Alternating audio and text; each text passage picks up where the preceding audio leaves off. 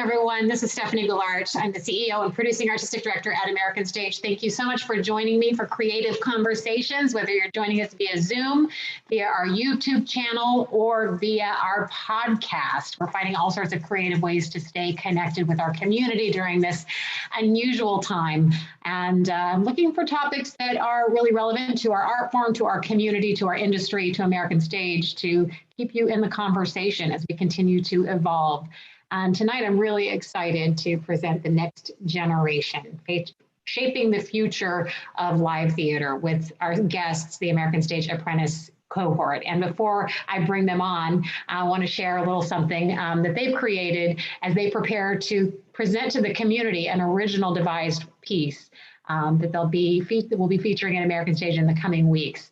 So here we go first with the introduction of the American Stage 2019-20 American Stage Apprentice Company. And when we're ready to go with that, here we go.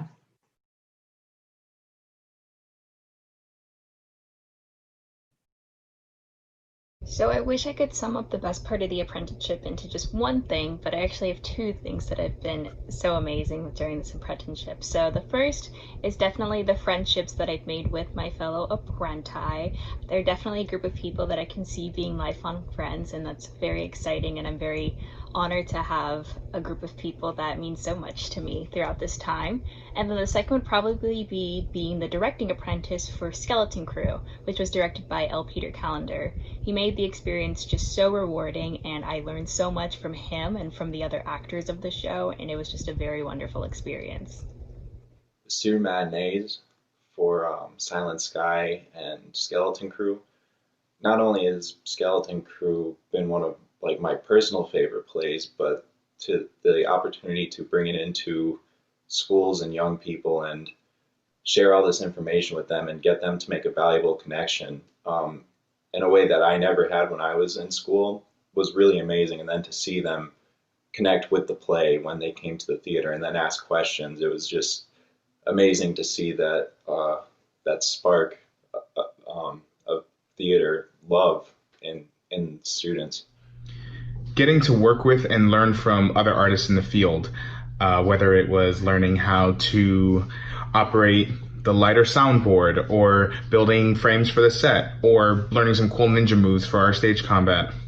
The best part of the apprenticeship has definitely been the people we get to collaborate with on the main stage productions, but also everyone involved in the American stage community. The Apprentice group is just outstanding. I learn from them every day.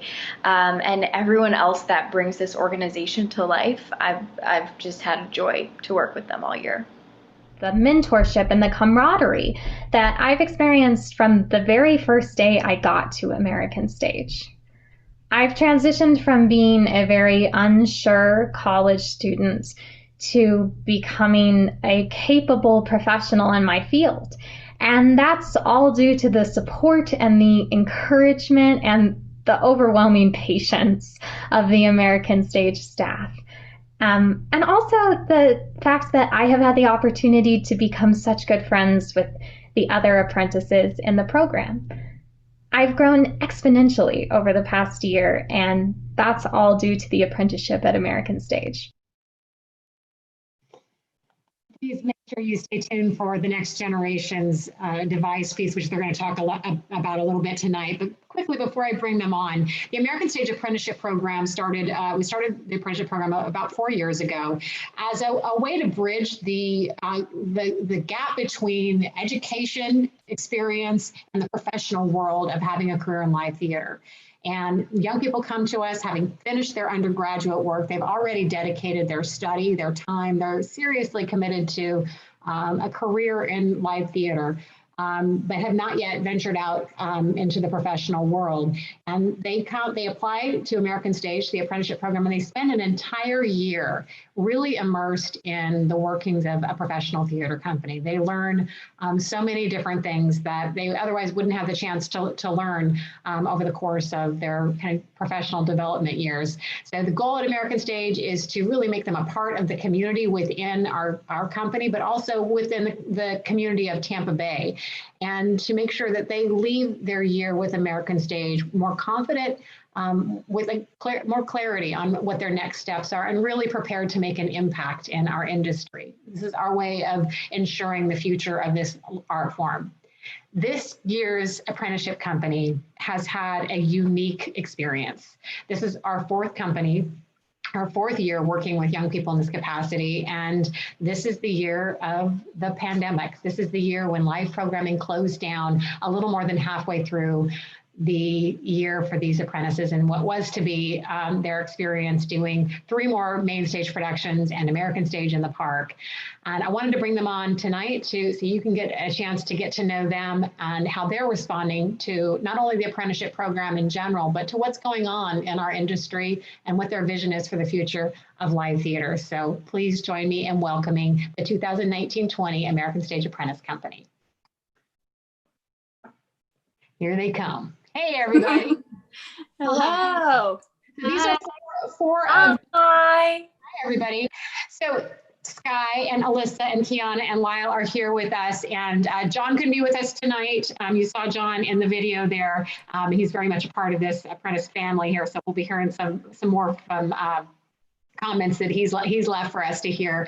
But thank you for joining me tonight. And we are extending this conversation to about 45 minutes because I want to really give you all the platform to say what you want to say about the experience you're having, but more importantly about what this means for the future of our art form as you see it. But let's just start with where we are right now. We'll just go around quickly, and if you could share with us where you're from, where you're actually from, and where you're Zooming from, and what made you apply for an apprenticeship at American Stage. What was the impulse to begin with? And we'll start, Alyssa, on my screen, we'll start with you up in the corner there.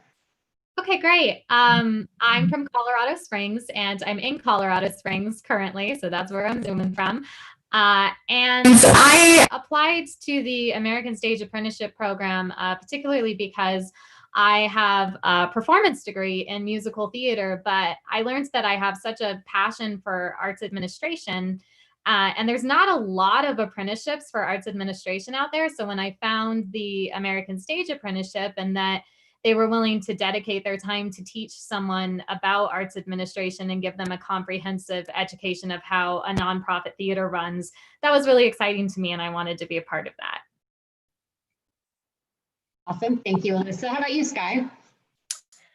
Hi, everyone. My name is Sky Lindberg. I am from Annandale, Virginia, and I am zooming in from that very hometown of Annandale, right outside of Washington, D.C. I applied to the apprenticeship because I was ready to step into the professional world of theater and act for the rest of my days. But I wanted one more experience to kind of solidify what I had been learning about the theater in this country.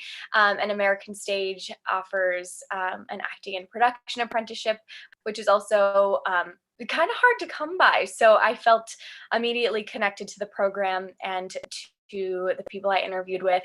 And I am thrilled that I was chosen to be a part of this group. Thanks, Sky. How about you, Kiana?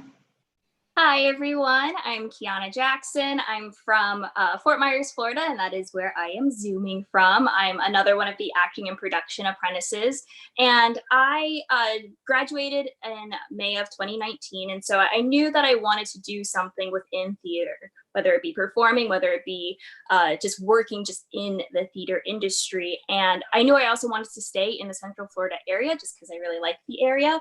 And prior to applying, I had a few friends go see Mamma Mia, and they were like, "You have to go see this show. It was so amazing." And I was like, "Ooh, American Stage." And then I went on the website, found out some more information, and saw that they had an apprenticeship. And it was exactly what I wanted, to get the chance to perform, but also get to learn some new skills within the production side of a theater. And it was the perfect fit, and I loved the interview, and I just had a great experience. It was actually the only theater I applied for. So yeah. We got you. Hey, Lyle. Hey, I'm Lyle Swappenheiser. I am from Factoryville, Pennsylvania, but I am zooming in from St. Pete. And I applied to a lot of apprenticeships, but I think this one specifically stuck out to me just because the mission lined up with a lot of my personal values. And yeah, it just seemed like just the more I started researching the company, the more it seemed like a great fit. And luckily, all the interviews went well, and I ended up here. I'm glad you did, all of you. You know, it's always an interesting process. As you start off, it's a fairly competitive application process. We've developed a lot of interest over the short 4 years that we've offered this program, and every year we receive more applicants, and the interview process becomes more complicated in the selection process. And ultimately, the decision behind the candidates who get selected really come into kind of looking at the total person, not just the level of talent. Of course, that's when we're looking for people who really are ready to launch their professional career, but really also individuals who bring a level of maturity, a level of kind of well-roundedness, and a genuine curiosity for continuing to learn what it is to be a theater professional. And they're involved in all sorts of different aspects and components of the theater. And these individuals really stood out as being ready for that kind of experience. But you never know just like when you cast a show, you don't know how the group is going to work together and what kind of personality the group will have, because a group kind of takes on its own personality. And this team of apprentices has really gone through so much together, and from my perspective feels like a really strong and connected company that will stay connected beyond their apprenticeship experience. I hope you all feel that way too. That's how it seems from my perspective. I know I've heard you guys comment on that, so I think I can go out on a limb and say that. I want to ask, before we get to all of the things that have happened in recent months, go back before March 13th, if you can remember that far back, when things were kind of moving along in the apprenticeship program and evolving, and you all were in St. Pete. We weren't connecting from all different parts of the country.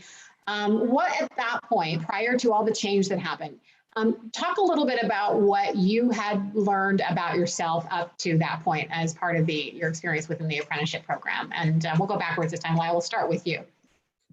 I think for me, there was a lot. I had never really been in a leadership position, and I just found myself in that. So I felt becoming more comfortable, like taking initiative and leading a group of people, just in terms of in the like classroom and everything like that. So that was something that was really like sticking out to me, that I didn't really quite know about myself before this. And it's just it was a lot of opportunities that I had never had before I was able to take on, and that it just changed my perspective, really. So I feel like I just overall I gained more confidence as an artist.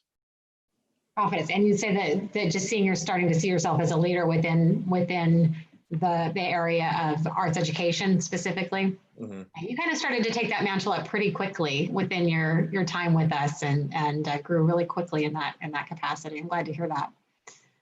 How about you, Kiana? Something that I always kind of have struggled with is not having a problem asking questions. I always want to try to figure stuff out by myself, and I'm like, you know what, I can do it. Even if it takes me hours, I'll figure it out. But I've learned in this apprenticeship that I'm not going to know everything, and it's not beneficial to try to figure it out myself and have it take a bunch of time. So I've learned to ask questions and accept the help from people, and that was something that I really struggled with in the past. That's a lesson a lot of us need to keep learning. Mm-hmm. How about you, Sky? I think the questions thing is big, Kiana. I'll be thinking about that for a while. But I think my determination came into play pretty early on in the apprenticeship. I knew that I was a person who would work hard and finish a job and get it done and give my all to everything I do. But over this past year, there was a time when I was working 4 side jobs. I would go to the gym during the lunch break on a tech weekend, or at 10 o'clock after rehearsal, just because I knew that I had to work hard, and I wanted to work hard in order to take steps toward my dream of supporting myself one day working in the arts, being happy and healthy, and getting to share that with my coworkers, my friends, and family. So I think the balance of working and learning so much every day, and then kind of letting yourself soak in all of that new information, and then getting to apply it while you're creating a positive, healthy lifestyle, was something that I finally got to put a lot of time and energy into figuring out that balance. And I'll for sure take this experience through my life forever. So yeah, I would say that definitely surprised me and made me excited for the future. Awesome. How about you, Alyssa? I think my self-confidence really, really grew over this past year. And it was just those moments of really realizing that my voice belonged in those rooms where like decisions were being made, and people were coming up with ideas. And it was just a really cool time to evolve as a person, and really let my self-confidence grow, and feel comfortable contributing to professional situations, basically. Because I feel like when you're a student and you're in school, you just feel like that's not my place, and I'm still learning and I'm still growing. And while that's still true for me, I got to a point where I felt comfortable also being a professional as well as a student, if that makes sense. It does make sense. And I think that is one of the things that, we see in the program in general. I think it's just part of life. When you have gone and you finish your undergraduate experience, you have a student mindset and all the things that come along with that. And that transition to what does it mean to really own your own perspective and your own agenda if you will, is something that it takes experience out in the kind of quote unquote real world, I think, to start to really feel that. I mean, you can intellectualize it, but to really feel what that is while still maintaining that curiosity and that humility of the things that are still to learn, and allowing those who have more experience to still kind of be in positions of mentorship to you, while beginning to really own what you do know and what you do offer, and finding your own voice. And I hope and think that that's one of the intentions of the apprenticeship program, that you begin to feel that, and it takes you into your next phase, really ready to tackle what's out there for you. And so, of course, this year, the conversation is a whole different, we got a whole different conversation now, right? With what that means and what that looks like, because up to March, you had been on what was a relatively typical experience of the apprenticeship arc. And, a lot of us, at American Stage kind of are telling you that like the latter part of the program, it all starts to kind of really come together. A lot of the things that you're kind of going, well, when is this part going to happen? Or I'm not sure. Or, the kind of general kind of feeling of like, now I really am a part of this. Now I'm in the flow. And then we throw the biggest challenge of the apprenticeship year at you, which is American Stage in the Park. And we've been talking about that since before I think you even started the program, and talking about what a big experience that was going to be for everybody. And all of the acting apprentices were going to be in the production of Footloose. We still had two and a half main stage productions to put up, because we shut down on opening night of The People Downstairs. And of course, we had our summer camp program, which Lyle was going to be really kind of the capstone of your experience. So all of those things, COVID came along, and nobody knew at that time how long we were going to be in the mode of, we have to pause all of our live programming. We didn't know. So it's hard to kind of talk about even just where we were then and where we are now, because in these few months, like a lot has changed already. So thinking about it as best you can, kind of taking in these last 4 months, I'd love for you to share, to the degree you're comfortable, share how this has affected you both personally and professionally, the whole COVID, the pandemic, and as it relates to your relationship with your work and with your apprenticeship program. And whoever wants to jump in with that and share. I'll call on somebody to keep us. How about you, Alyssa? Sure. Personally, it was very challenging when it first happened, because I was so far away from home, and both of my parents have autoimmune disorders. So it was very scary to have a virus that tends to prey on people with autoimmune disorders and be so far away from them. So that was very challenging. And thankfully, like, these guys were here and they supported me so much through that. And I really appreciate that. And just the staff in general did. And then professionally, I mean, it was a big change. It was a big change. We went from seeing a staff and seeing each other every single day and being a part of the American Stage family, and you got to see your family every single day. And then that was gone, and we had to find new ways to communicate, and we had to find new ways to put on a devised piece.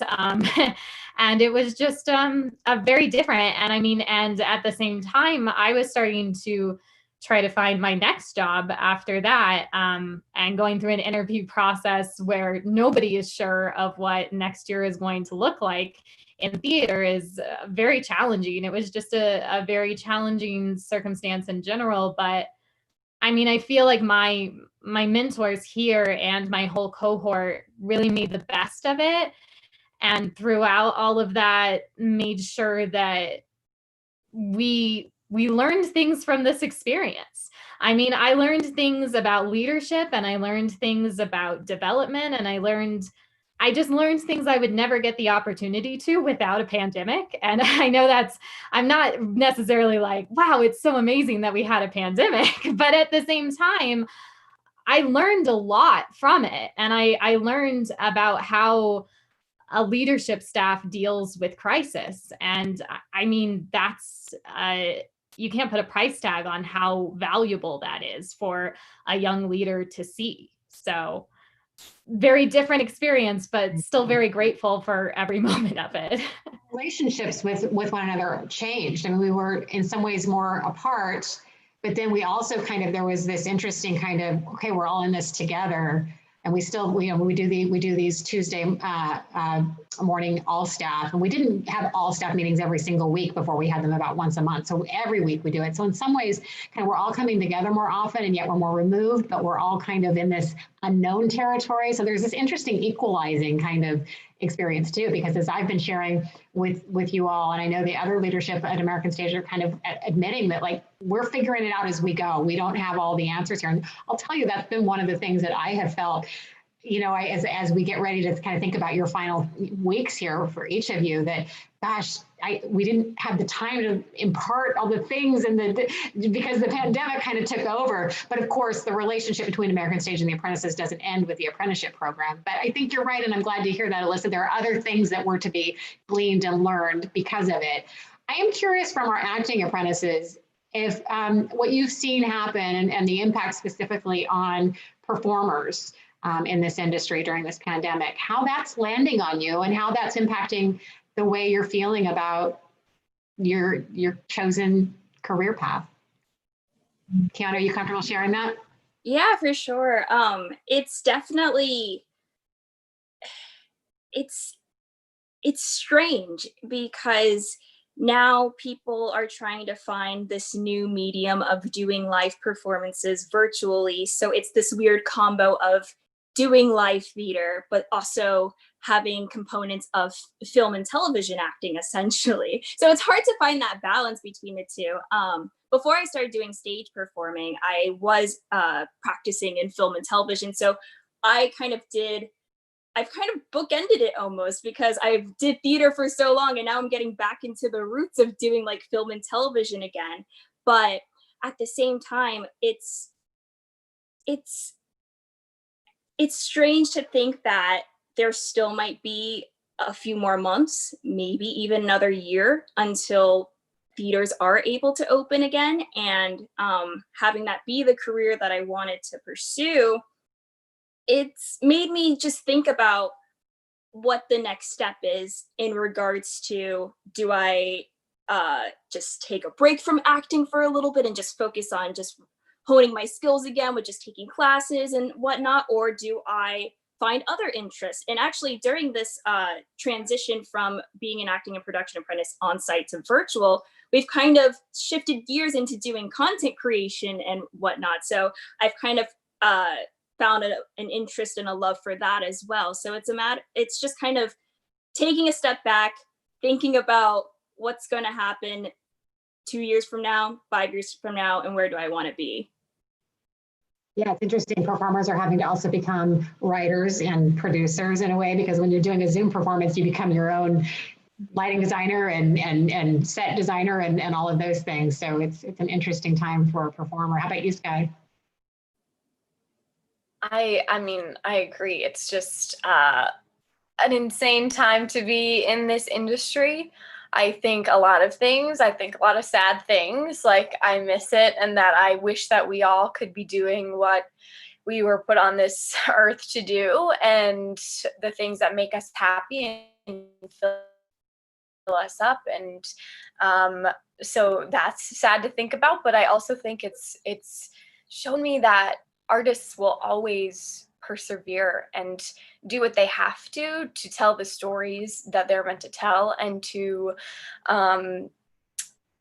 just be that living, breathing part of entertainment. I think I've been inspired by so many actors and fellow artists who have found new ways to share their craft. And it's also taught me just never to wait. Like you don't have to wait until you have a long time to start a project that means something to you.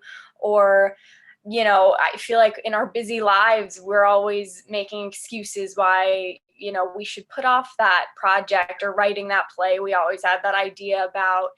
But now people were given the chance to spend some time on those parts of our careers, maybe, or just our passions that maybe wouldn't have gotten the the attention during our normal everyday lives. So I think the arts are going to thrive again, and they still are. And it's cool to be a part of it, even if it is hard to get up some days when you think about what your industry is going through.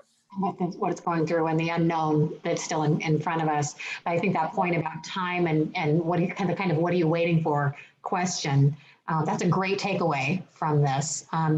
And you know, inside of this ongoing pandemic, there's been another really major kind of evolution that's really impacted our industry too, and that's the racial justice movement that really has been something that has reawakened within our industry. The amount of work that still needs to be done in the anti-racism and equity, diversity, and inclusion front. And from your generational perspective, from your perspective as theater professionals, I'm really curious to hear, you know, the same question, just how the racial justice movement is impacting you personally and professionally, and what the perspective that is bringing to you. I mean, how you ideate what to do, how to put this all together, and moving forward personally and professionally. Lyle, if you wouldn't mind if I pitch that to you first. Yeah, I mean, it's weird because I feel like the American theater has needed to change for a long time, and I feel like it's kind of coming up now where it's at a point where change can happen, and that's exciting. And it's exciting to be a young artist who can contribute to that change in some ways. Like I feel like theater hasn't always been accessible to a lot of communities that it could have a really strong and resonating impact on. And so I just hope that this leads to a more accessible theater for everybody. And I could probably say a lot more about that, but I think that the biggest thing is that change has been needed for a long time, and I'm glad to see that it's actually finally coming, and not just coming, but that like there's tangible actions being taken to enact that change. Yeah, Kiana, what is your perspective on the racial justice movement as it relates to everything else that's going on? Yeah, well, being a Black woman, it is something that's been kind of a cycle. You see, I feel like every 10 years that there is another death that happens, and there's another roar of protests that happen. And having this happen in the middle of a pandemic is kind of stressful and overwhelming, with already just having the stress of having isolation, with not being able to be around loved ones and friends. But I also feel like the timing of it's kind of perfect, because since people are kind of in a standstill, with a lot of people not working and just taking moments to reflect, I feel like this is kind of the prime time for an actual change to happen. And it has me hopeful for the future. I've had experiences within the theater industry in the past of just microaggressions and feeling just discriminated against. And there are other Black performers and artists that are finally sharing those stories so that people can make the change that's needed. And I don't know if it'll happen as quickly as I would like for it to happen, but I definitely think we're heading in the right direction towards having a more open-minded and more diverse theater community. It's really impacting the kinds of conversations that we're having. And I think I relate very much and really hear that concern of, is this just another kind of, we're on the cycle and we'll be having the same conversation again. And I know that right now there's a lot of hope that things will be different this time, and that there's more investment, and that the investment is coming from a wider variety of people, and that there are more honest conversations being had. So, and you are all right here at this really kind of pivotal point in your careers, while we're also facing this really pivotal point in our work, and in the way in which we get our work done, as you know, has been stated. And I think that thinking about how we we reimagine. I mean, it is a tremendous opportunity. And I like what you said too about, and I think you're right, that while in some ways it's frustrating because, wow, we want to be making, now that our eyes are opening a little bit wider and realizing how much more work there is to do, we want to be in there and doing it and having access to all of the things that where we want to get in and make a difference, and we don't in the same way. But that pause is also allowing for there to be more deliberate thought behind each rebuilding of everything as we come back. So the proof will be in what is to come, and that leads me to the question that I really want to give you all a chance to respond to, which is about the future. And what is your hope for the future of live theater, and what kind of role do you want to play in that future? And I'll go back up to you again, Alyssa.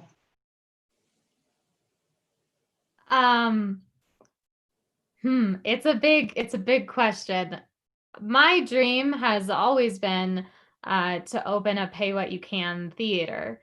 And this has really made that such an important part of what I'm going to do moving forward.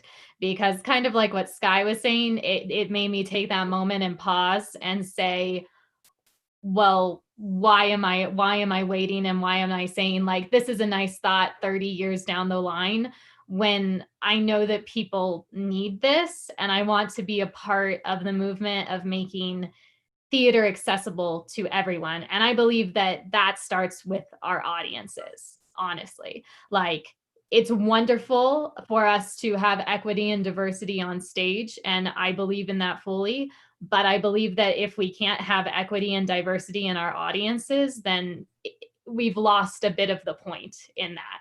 And so I want to be a part of making sure that everyone can experience and be a part of theater. And I hope that that's something that other people are ready to fight for as well in this future.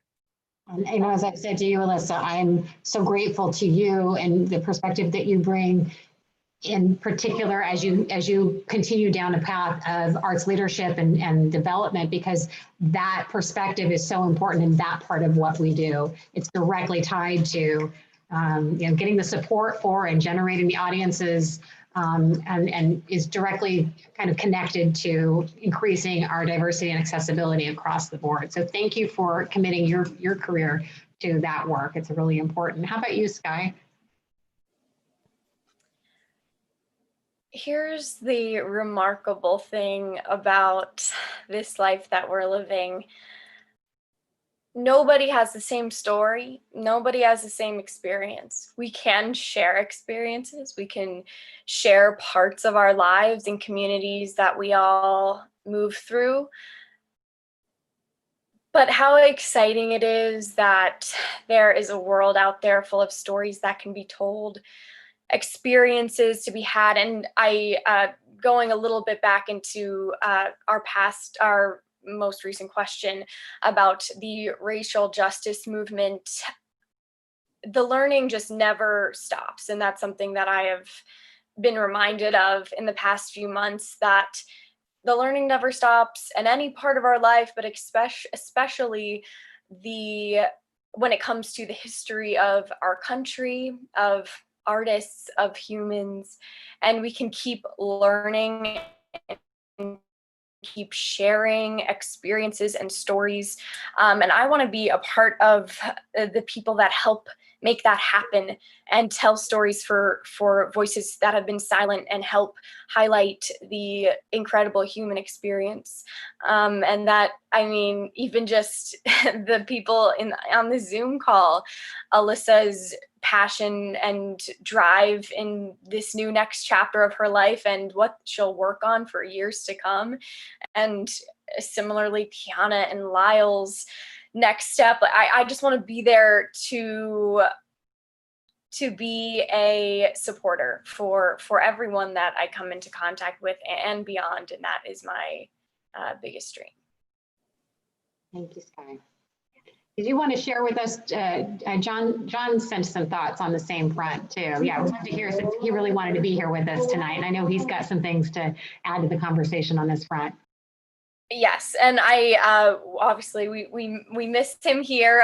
He is another one of those artists that, I mean, you just know from talking to him that he will change so many lives, and we're so happy to, I'm thrilled that we are, our apprentice cohort has become so close, and that we've gotten to learn about these deep parts of each other.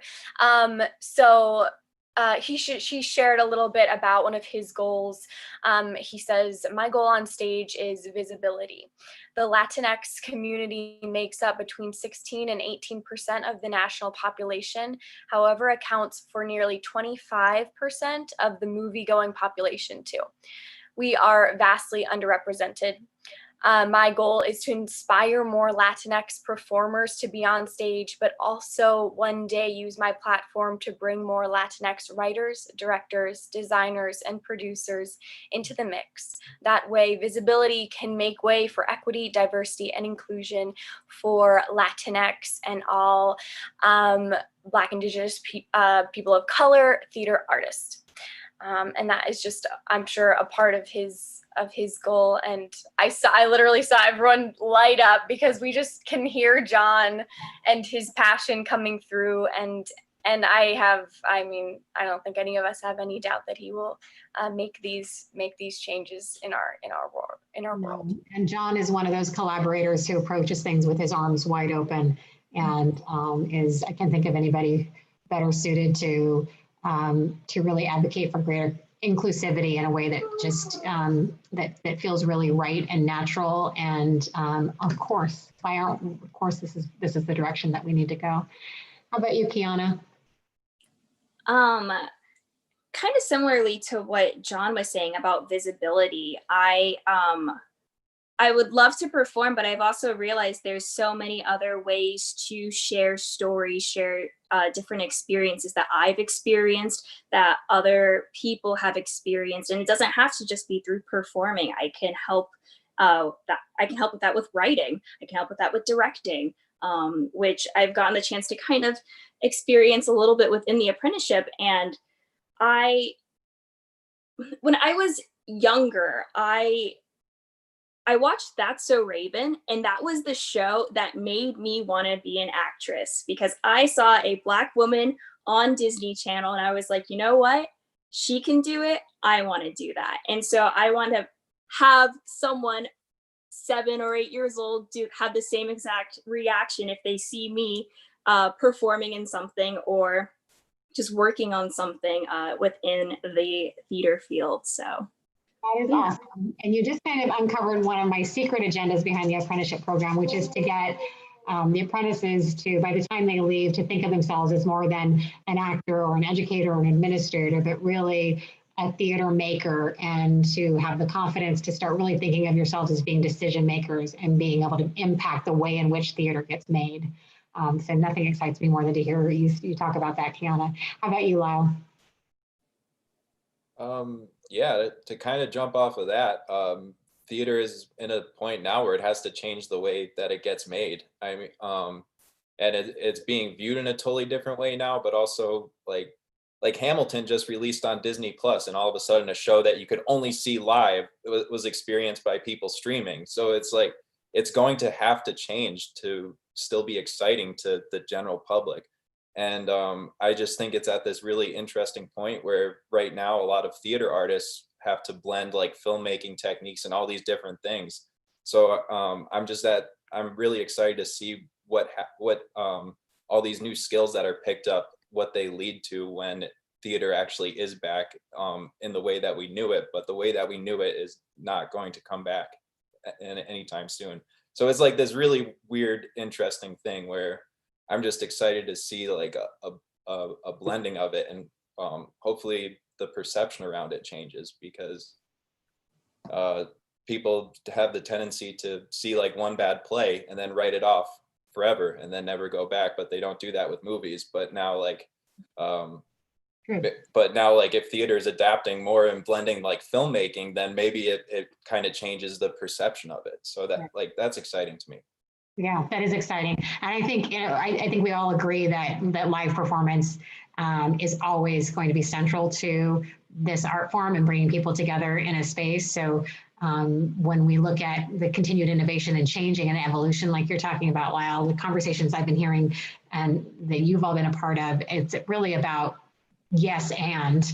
So it's not about instead of that, but it's about what else and how else can we make this art form accessible to more people. And I'm excited to see where you as a generation take it, but specifically to watch where this Apprentice company goes, because I feel was excited about each of you individually when you started, but seeing how you have the independence you've had to develop, frankly, because of everything that's gone on, the way in which you have really spoken up and advocated for yourselves through this process really bodes very, very well for the impact you're going to have on the future of live theater. And I think I asked you all to prepare just a couple of words as we go out of kind of inspiration for the future of this art form. And I would love to hear just quickly, as if everybody can unmute themselves, and we'll do this real fast, just kind of our closing thoughts to send us off with,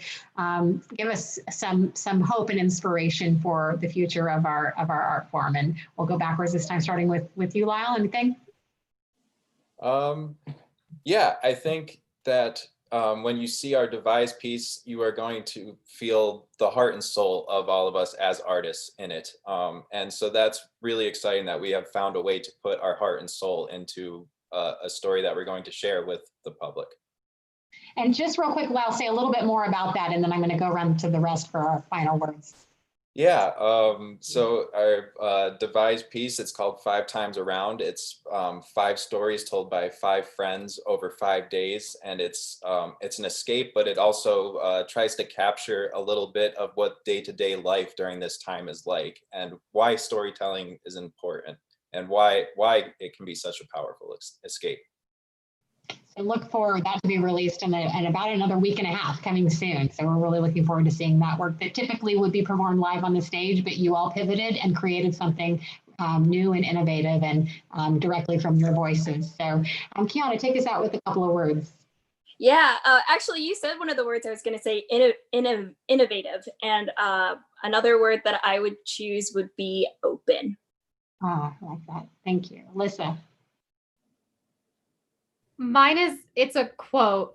And I was rereading Anne Lamont's book, Bird by Bird, which is a writing tutorial book. But it's a story. Her brother was struggling writing a report about birds, and her father told him the only way you can get through it is just taking it bird by bird.